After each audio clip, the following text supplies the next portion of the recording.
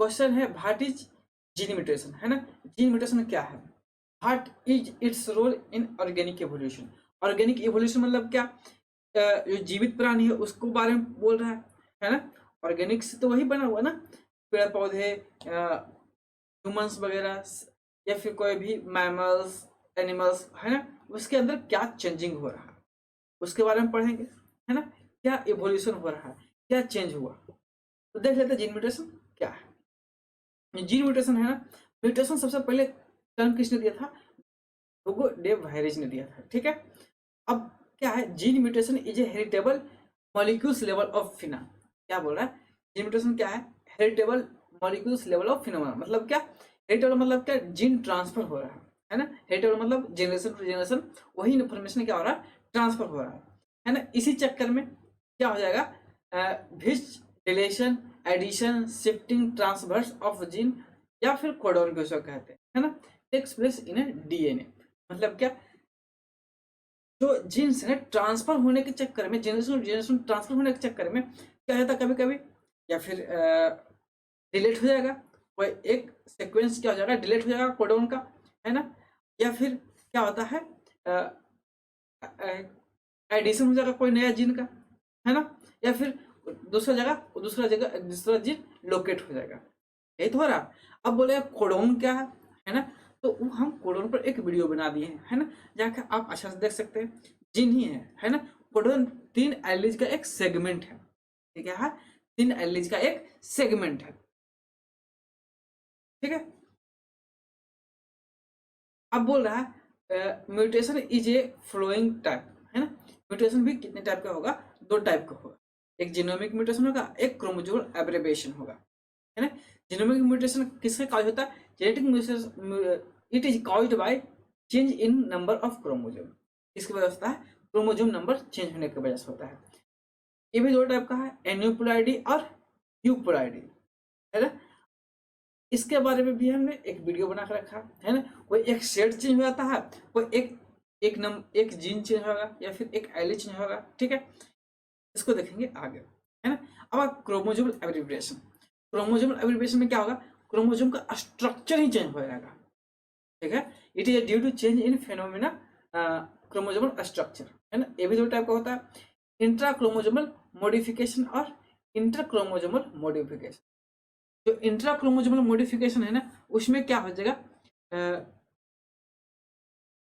Relation या फिर इन्वेशन, है ना।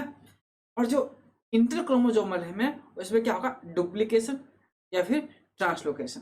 रिलेशन मतलब क्या, कोई एक एलिज क्या हो जाएगा, डिलीट हो जाएगा, है ना। या फिर set of codon he change हो जाएगा, डिलीट हो जाएगा, ठीक है।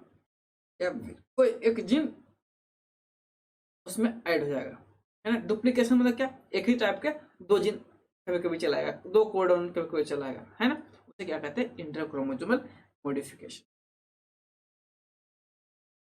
आगे देखते हैं role of gene in organic evolution. दूसरा क्वेश्चन यही था, है ना। तो क्या है, पहला पॉइंट है mutation are the raw material of evolution, है ना। जो म्यूटेशन है क्या है, एक रॉ मटेरियल है इवोल्यूशन के लिए। कैसे, अरे म्यूटे जीन के कारण ही तो क्या हो रहा था, म्यूटेशन हो रहा था। म्यूटेशन हो रहा है तब तो इवोल्यूशन हो रहा था। जैसे क्या है कि हमारे पहले क्या था, टेल्स था हम लोग को, है ना, ह्यूमंस को। अब क्या हो गया, टेल्स गायब हो गया, है ना।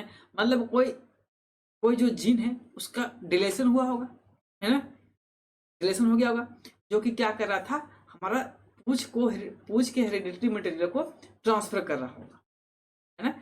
तो क्या हो गया, वो डिलीट हो गया, है ना। और वो कोडन डिलीट हो गया तो क्या हो जाएगा, हमारा इवोल्यूशन हो जाएगा, है ना। क्या इवोल्यूशन होगा कि हमसे पूछ से बिना पूछ वाला हो, ठीक है। Mutation leads to origin of new organism that are more complex, diverse to surviving the present scenario, है ना। क्या बोल रहा है, जो म्यूटेशन है ना, वो क्या है, न्यू ऑर्गेनिज्म को जन्म देने का एक अ, साधन है ना। और क्या है, और एक क्या है, बहुत ज्यादा कॉम्प्लेक्स है। कॉम्प्लेक्स क्यों है, क्योंकि हम समय जैसे बदल रहा है ना। उसके माहौल में हमको कौन ढाल रहा है, म्यूटेशन ही ढाल रहा है, ठीक है। Variation that is observe bring us better stain and the advance molecular mechanism to thrive. क्या बोल रहा है, जो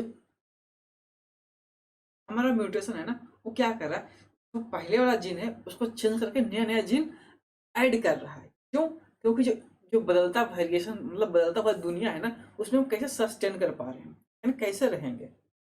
तो अगर जीन चेंज नहीं होगा तो रह नहीं सकते, है ना। अब क्या हो रहा था, पहले कुछ बात, एनवायरमेंट कुछ और था, अब का एनवायरमेंट कुछ और है। तो क्या अगर म्यूटेशन ना होगा ना, तो हम उस लाइक ढल नहीं पाएंगे। It is slow process, take years and success generation to bring its effect. क्या बोल रहा है, एक क्या है, एक स्लो प्रोसेस है, जो कि 1 वर्ष 2 वर्ष में नहीं होता है, लाखों वर्ष लग जाता है, कभी कभी हजारों वर्ष 100 वर्ष में तो एक चीज चेंज हो जाता है ना। होता भी है, नहीं भी होता, इसलिए बोला it is a slow process. ठीक है। Evolution absolutely depend upon mutation, है ना। क्या बोला, इवोल्यूशन किस पर डिपेंड कर रहा है, म्यूटेशन पर डिपेंड कर रहा है। तो हम देख लिए क्यों कर रहा है, क्योंकि कोडोन डीएनए में होता है ना, डीएनए चेंज होगा तभी तो कोई वेरिएशन होगा, वेरिएशन होगा तब तो इवोल्यूशन होगा। ठीक है। This is only way that new alleles and new regulatory region are created, है ना। इसी की वजह से क्या होता है, या फिर न्यू एलिज जनरेट होता है ना, तो न्यू टाइप का डीएनए बनेगा, है ना। और क्या होगा, नया चीज बनेगा।